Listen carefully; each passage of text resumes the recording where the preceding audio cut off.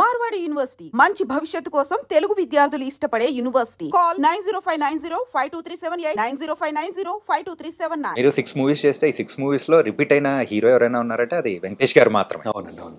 So మీకు అంత ఇష్టమా సార్ వెంకటేష్ గారు అంటే? ఇష్టం అంటే ఏదో అలా కలిసిందండి. కలిసింది అంటే చేసినప్పుడు ఆ ఎంజాయ్మెంట్ బాగుంటుందండి. చాలా ఆత్మీయంగా ఉంటుందండి ఆయనతోటి. ఓకే, ఆయనతోటి మహేష్ బాబు గారితో ఇంకొక టైప్ ఎక్స్పీరియన్స్, ఈయనతోటి ఒకలాగా. అన్నీ కూడా చాలా హెల్తీగా ఉంటాయి, బాగుంటాయి. ఎవరి పని ఎవరు గొడవ లేకుండా మన పని ఏదో మనం బాగా చేసుకోవటం, నవ్వుకోవడం. సరే, చేసినంతసేపు మట్టుకు విషయం తెలుస్తూ ఉంటుంది.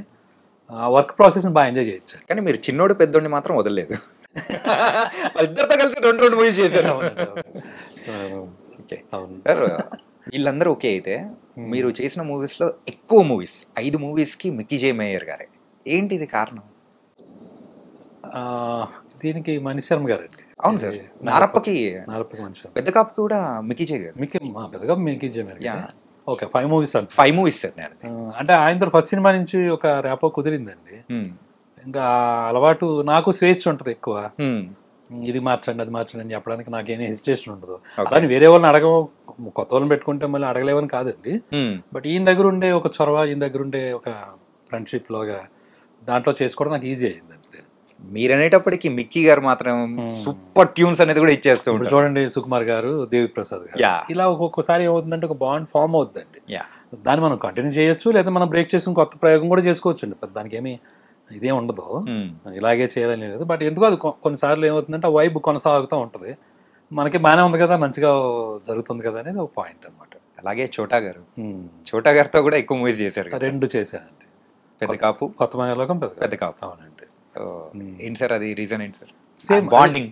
అది నాకు ఆయనతో ఏంటంటేనండి, మన కొత్త బంగాళలోకం గుర్తుందండి నాకు. వాళ్ళందరూ బాగా చిన్న పిల్లలండి, అదే 16 ఏళ్ళు ఆ టైం కదండి. సో హీరో కూడా హ్యాపీ డేస్ చేశాడు అంతే. అండ్ మేము మళ్ళీ కొత్త వాళ్ళం, నేను ఫస్ట్ టైం డైరెక్షన్. సో ఒక ఎక్స్పీరియన్స్ ఉంటే ఆయన, ఈవెన్ చోటగారిది ఎలా ఉంటుందంటే ఆయన మొత్తం భుజం మీద వేసి వెళ్ళిపోతూ ఉంటాడు. మొత్తం అవన్నీ ప్రొడక్షన్ మేనేజర్లు ఆలోచించి కూడా ఈయన ఆలోచించి ముందర అయిపోతుంది ఏంటి, చాలా వరకు ఆయన ప్రొడ్యూసర్ సైడ్ అండి. ఆయన అసలు ఎట్టి పరిస్థితుల్లో ప్రొడ్యూసర్ సైడే ఉంటాడు ఆయన. దాని అర్థం ఏంటంటే మనల్ని కూడా కలుపుకుని, ఈవెన్ అందరినీ కలుపుకుని ఆయన పాయింట్ ఆఫ్ వ్యూలో ఏంటి ఎలా చేయాలి ఏంటి అనే దగ్గర చాలా అడ్డం పడతాడండి గట్టిగా.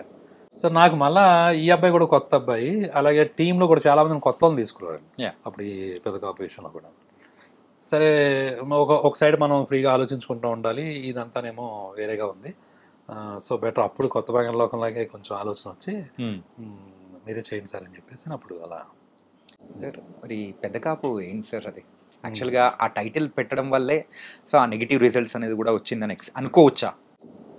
ఏమండి, ఇప్పుడు సినిమా తేడా వచ్చింది అనుకోండి, అది ఇందాక చెప్పాను కదండి, ఒక మిస్టేక్ జరిగితే ఇంకా దాన్ని తవ్వుకుంటూ వెళ్తే అది ఎండ్లెస్ అది. అందుకని ఆయన అక్కడ వదిలేసి మరి నెక్స్ట్ ఏంటి అనేది దానికి వెళ్ళిపోవడం చాలా గొప్ప విషయం అన్నమాట. అయితే పెద్ద కాపు 2 ఎప్పుడు సార్? అది ఇంకొంచెం టైం తీసుకుంటానండి. ఓకే, బట్ ఇప్పుడు మటుకు నెక్స్ట్ ఇమీడియట్గా వేరే సబ్జెక్ట్ మీద ఉన్నా. అది ఆల్మోస్ట్ ఏప్రిల్కి అయిపోతుంది. కొంచెం టోటల్గా సబ్జెక్ట్ చేసుకున్న మూడ్లో ఉన్నాను కాబట్టి. ఇది కొత్త సబ్జెక్ట్?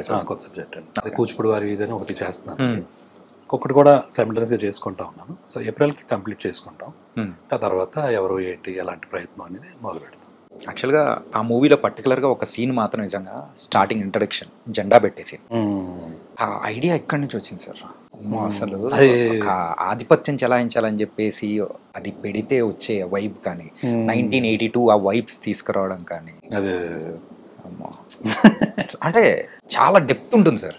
అంటే యూజువల్గా మీ స్క్రిప్ట్స్ అన్ని కానీ చూస్తే ఆ ఎమోషన్స్ వైజ్ కానీ ఎవరన్నా అంటే పడిపోతున్నవాడు ఎందుకు పడుతున్నాడు, లెగాలనున్నా కానీ వాడు లేవలేకపోతూ ఉంటే వాడు ఒకసారి తిరగబడితే ఎలా ఉంటుంది అని చెప్పే ప్రతి ఒక్క థింగ్స్ కానీ అంటే మన లైఫ్లోంచి అంటే పడిపోయిన సందర్భం నుంచి తీసుకునే దానిలానే ఉంటాయి. ఇట్స్ వెరీ కామన్ అండి, అందరూ మనం చూసే విషయమే కాబట్టి. యాజ్ ఎ క్రియేటర్గా ఆ ఎమోషన్ ఎలా వర్కౌట్ చేయాలనే పాయింట్ దగ్గర దాన్ని ఎంతవరకు ఎన్హాన్స్ చేయొచ్చు, సార్ ఏదండి ఆ డెన్సిటీ మీద మనం కాన్సన్ట్రేట్ చేయటం, దాన్ని ఎంత హైలైట్ చేయొచ్చు అనే పాయింట్ ఆఫ్ వ్యూ చేసే దగ్గర ఒక్కొక్క కథకు ఒకలాంటి సెటప్స్ వస్తూ ఉంటాయి. అవి హైలైట్ అయ్యి బాగున్నాయి అనుకోండి, సూపర్. లేకపోతే బాబు దానికి వెళ్ళు. అంటే పాతది మాత్రం క్యారీ చేయరు, సో ఫ్రెష్ గా నెక్స్ట్ గో విత్ ఫ్లో అనే టైప్ లో ఉంటుంది. ఎందుకంటే బరువులు అది బరువు అనుకుంటే బరువు రాసాం కదా, మళ్ళీ మనమే రాసి మళ్ళీ మనం పాటించకపోతే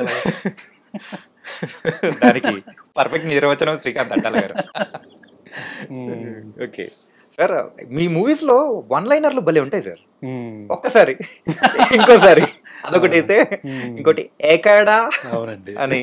అండ్ రీసెంట్ గా వచ్చిన దీనిలో కూడా కొంచెం ఎమోషనల్ గా ఉంటది, పెద్ద కాపులో కూడా వాడికి ఎంత ఉంటే మనకి ఎంత ఉంటుంది అని చెప్పేసి అది కానీ. అలా ప్రతి ఒక్క మూవీలో ఒకటి కామన్ గా పెట్టుకుంటారా సార్? ఎట్లా సార్ అది? అది ఏం ప్లాన్ గా ఏం జరగదండి, మేబీ ఆ ప్యాటర్న్ వస్తుందండి మరి తెలియకుండా. ఇప్పుడు ఇంటెల్ కార్పొరేషన్ చిప్ ఎప్పుడు ఒకలాగే ఉంటది కదా, మన చిప్ కూడా అలాగే ఉందేమో. ఇంకా దాని నుంచి సెల్ ఫోన్ లో, దాని నుంచి కంప్యూటర్లు తయారవుతుంటాయి. సో బేసిక్ చిప్ అలా ఉన్నట్టు ఉంది, బిల్ట్ అలాగే ఉంది. ఓకే సార్, రేలంగి అనేది మీ ఊరా సార్? మా ఊరే. అంటే ఆ షూటింగ్ మొత్తం కంప్లీట్ గా ఆ ఊర్లోనే తీసారా? అంటే మా ఒరిజినల్ ఊరు ఒరిగేడండి. ఒరిగేడు అని ఒక ఊరు ఉంటుంది, మా నాన్నగారాలది. నేను పుట్టింది పెరిగింది మటుకు రేలంగి. సో అక్కడ ఎస్విఎస్సి అనేది కంప్లీట్ గా మీ అంటే మీ స్టోరీని అనుకోవచ్చా?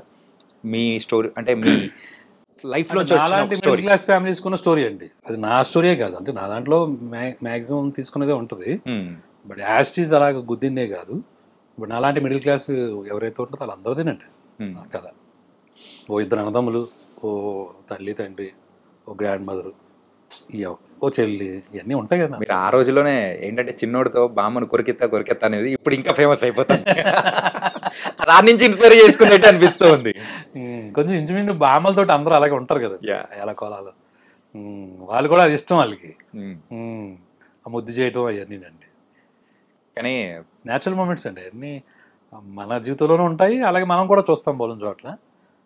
ఆ సిచ్యువేషన్స్లో ఏంటంటే ఆ సినిమాకి అది వర్కౌట్ అయ్యిద్దండి. అలాగా కొన్ని సినిమాలకి, కొన్ని కథలకి అవి వచ్చేస్తాయి ఆటోమేటిక్గా, ఏదో మ్యాగ్నెట్ అలా లాగేసినట్టు. ఆ చిన్న చిన్న మూమెంట్స్, సింపుల్ మూమెంట్స్ అండి. సింపుల్ మూమెంట్స్ చాలా పవర్ఫుల్గా పేలిపోతూ ఉంటాయి.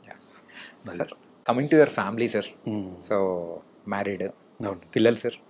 ఒక పాప. ఓకే, మేడం ఏం చేస్తుంటారు? తను housewife. Love marriage, arrange marriage? రెండు కలిపి మిక్స్. సేమ్ ఊరేనా సార్? సేమ్, అంటే రిలేటివ్స్ అండి. ఓకే, అలా పెళ్ళిలో ఎప్పుడైనా కలిసినప్పుడు చూసినప్పుడు అలా ఏమన్నా? అంటే ఇంకా చెప్పాలంటే విజయవాడ ఫ్యామిలీ. ఓకే, చిన్నోడు యాజ్ ఇట్ ఈజ్ వాళ్ళు విజయవాడ అండి. ఓకే ఓకే ఓకే, కోపం అంతా ఇంకా అలా తీర్చుకున్నాం అన్నమాట. తీర్చేసుకున్నారా? అయితే మీరు కూడా హెటేస్ మరి కొట్టేశారు అనమాట. ఓకే, పాప ఇప్పుడు 8th క్లాస్ చదువుతుంది. 8th క్లాస్ చదువుతున్నారు. ఓకే, అండ్ మేడం గారి దగ్గర నుంచి ఏమైనా సలహాలు, సూచనలు మీకు ఏమన్నా? అంటే పర్టికులర్గా ఏముండదు కానండి, తన కామన్ సెన్స్ చాలా బాగుంటుందండి. ఏదైనా ఎక్కువసేపు ఏమి చెప్పే విషయం ఉండదు. సింగిల్ లైన్లో మీరే అన్నట్టుగానే వన్ లైన్లు ఎక్కువ ఉంటాయి.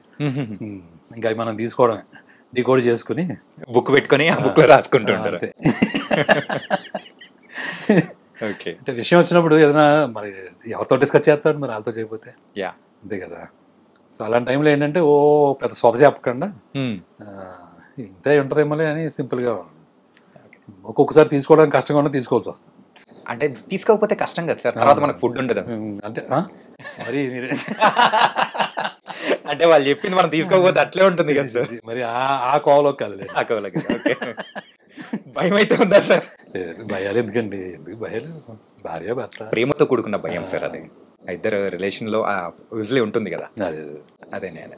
ఓకే సార్, మీ దగ్గర నుంచి మన తెలుగు ప్రేక్షకులు ఎక్స్పెక్ట్ చేస్తుంది కూడా కంప్లీట్ ఒక ఫ్యామిలీ ఎమోషన్స్తో కూడుకున్న మూవీ కైండ్ ఆఫ్. మరి మీ దగ్గర నుంచి వచ్చే కూచిపూడి వారి వీధి, మరి ఆ మూవీ అలాగే ఉండబోతుంది? అదేనండి, చేస్తే అదే చేస్తానండి నెక్స్ట్ కూడా. ఓకే, కొంచెం కాన్సన్ట్రేషన్ దాని మీద పెడుతున్నాను. ఏదైనా ఏప్రిల్కి అయిపోద్దండి మొత్తం వర్క్ అంతా కంప్లీట్ చేసుకుంటాను, బైండ్ స్క్రిప్ట్ లాగా.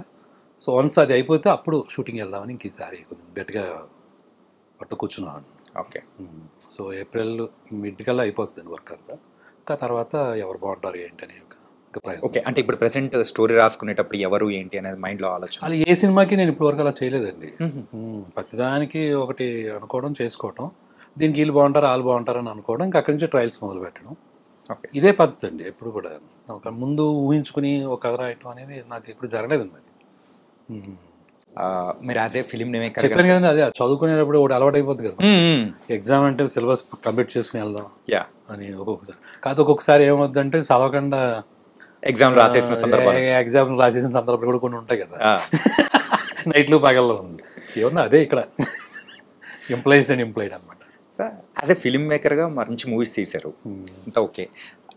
యాజ్ ఏ లైఫ్ అంటే మీరు ఏం చెప్తారు? లైఫ్ అంటే జీవించడం అంతే అండి, ఇంకేమో. సార్ సార్ నేను గూగుల్ చేస్తే మీరే నాకు రిటర్న్ లో ఒక సిక్సర్ కొట్టినట్టు ఉంది సార్ ఇది. అంటే మీరు ఎలా అంటే లైఫ్ అంటే అంటే మరి అంటే మనిషి అంటే లైఫ్ అంటే ఇలా బతకాలి అని ఒకటి అనుకుంటుంటారు కదా సార్. సో మీ దృష్టిలో ఎలా బతకాలంటారు? ఒక లైఫ్ జీవించడం అంటే ఎలా? నాకు అంత మరి అంత ఏంటంటారు సార్, మీరు లైఫ్ కి పరమార్థం చెప్పే మూవీస్ చేశారు. పరమార్థం కట్ చేయండి ఈ పరమార్థాలు అర్థాలు. ఓకే, కట్ చేసుకోరా. అంటే లైఫ్ అంటే ఎలా ఉండాలనేది చెప్పిన మూవీస్ అనేది కూడా తీశారు. అలాగే ఉంటుంది సార్. అయిపోయింది, ఇంకేం మాట్లాడతాం సార్. ఏమండి జీవితం అంటే అన్నీ ఉంటాయండి. ఫస్ట్ బేసిక్గా అన్నీ ఉంటాయి. మంచి ఉంటుంది, చెడు ఉంటుంది, తప్పు ఉంటుంది, ఒప్పు ఉంటుంది, ఓకేనా. చేదు ఉంటుంది, తీపి ఉంటుంది, అలా ఇంకా మాట్లాడుకుంటే. సో ఏదో ఒక పక్క వెళ్ళకుండా అన్నిటినీ తీసుకుంటా, ఏది ఉన్నా ఇవన్నీ కామనే కదా, అన్నీ ఇక్కడే ఉంటాయి, అన్నీ భూమి మీద ఉండగానే జరుగుతాయి, అన్నీ వేరే చోటకి అడిగి వెళ్ళి క్వశ్చనే లేదు. ఓకే. సో అదిలాగే లైఫ్లో కూడా అన్నీ పాసిబులే, అది మనకు నచ్చినా నచ్చకపోయినా కానీ. సో వాటిని అలాగే తీసుకుని సరదాగా వెళ్ళిపోతే చాలని నా ఫీలింగ్, అంతే.